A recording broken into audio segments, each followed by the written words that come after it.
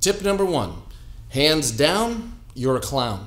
Look, if you remember nothing else about martial arts, boxing, or fighting, please remember that your number 1 priority is to protect yourself at all times. I don't care if you throw the most ridiculous punches in the entire world, as long as you keep your hands up while you're throwing them, at least nobody can say that your defense wasn't tight. Now, the 2 times when most people drop their hands are before they throw a punch, they drop the hand down to then throw their big killer punch, and then immediately after they throw the punch, they hit and let their hands drop. So please remember, keep your hands up before you punch, during your punch, and after your punch. Hands up all the time. Tip number 2, footwork. Keep moving. In a real fight, no one's just going to stand there and let you wail on them. Yeah, maybe the fight ends that way, but it probably didn't start that way. You need to be a little more clever about setting up your punches and closing that gap, and a little more evasive as they're coming to you. That means moving. That means footwork. If you think about it, you may have the strongest, most powerful super punch in the world. I mean, you could punch through a tree. You can punch through a bus. But if you can't move your feet to get yourself to the right position to land that punch, it's worthless. Who cares about your stupid super punch? So, just like in the grappling world where they say position before submission, when it comes to strikes, same thing. It's going to be position before your knockout. So, make sure you practice your footwork every chance you get. Here's my advice. Let's say you want to work out on the heavy bag for 10 minutes. Great. For the first 5 minutes, don't throw one punch. Not one punch. Instead, focus on your footwork. Yes, it really is that important. Just focus on keeping your hands up, staying in your stance, and shuffle in, shuffle out, shuffle around the bag. Practice pivoting. Get comfortable moving around the bag any way you want to. Once you feel comfortable moving around a bag that's not moving, then make it a little more fun. Move the bag. Practice matching distance with the bag straight on, keeping your hand on the bag. Practice pivoting out of the way of the bag. Practice shuffling around the moving bag. See if you can keep yourself in the positions that you want to.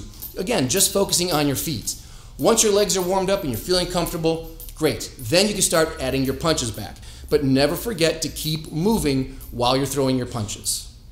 Tip number 3, this is the fun one, use your imagination. Create some context for your punches. Imagine that there's really a reason to be throwing these super punches at somebody. So it doesn't matter if you're fighting one punk or an army of zombies. This is the way to make these punches develop into a skill set that you could maybe really use. Imagine something awful happening. What's that? He's eating my cherry pie? I love my cherry pie. He's not allowed to eat my cherry pie, right? Right. So maybe he hits me right in the head and start off the fight. Ooh, fight back. Awesome. Maybe he swings at my head, I duck, slip outside for that body shot. Nice. Pivot outside. I'll take it. You can make this a lot more complex by choosing to close the gap. Don't just start at the bag and start wailing away. Work your way into the bag. Pretend you're on the attack sometimes. Jab your way into the bag, then make your big power shot. And here's a real bonus tip.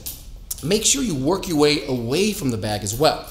Don't just slip, jab, bang, bang, bang, do all your magic, get in, and then drop your hands and back out. Punch on the way out too, or at least pivot and shuffle out. So instead of doing something like jab, bang, bang, bang, drop, walk away, no good. Let's work both sides. Bang, bang, bang, bang. Stay alive, stay alert the whole time. And no, you don't have to say bang, bang, bang, and bam, bam, bam. It's video stuff. What can I tell you? One more thing. I should talk about gloves and wraps. I'm sure there are many people out there who would say if you're hitting a heavy bag without wraps and gloves on to protect your hands, you're a chump no matter what you're doing. Well, I get that, but for most people, here's the thing. Again, this is just some ham and egg stuff. It's just people in the gym want to hit a bag. You're not a pro.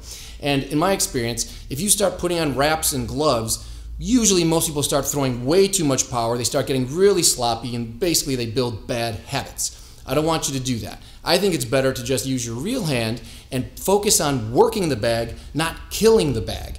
Every time you start loading up these huge power shots, that's where trouble starts. But I think anybody who knows anything will be much happier watching somebody who's got their hands up, has their chin tucked, is staying in their stance, is working, and you can see that they're thinking their way into the bag and out of the bag. Those are the skills that are not only going to give you a great workout, but they're going to keep you safe. So gloves, hey, if you have them, go ahead and wear them. But it's not so bad if you don't have them either. Hey, I hope these tips helped. Maybe if we all work together, we can get rid of all the flaming hippos in our gyms. If you like these tips and you want to get more, don't forget to hit subscribe and click on over to senseiando.com to get on my email list. Until next time, keep your hands up and keep fighting for a happy life.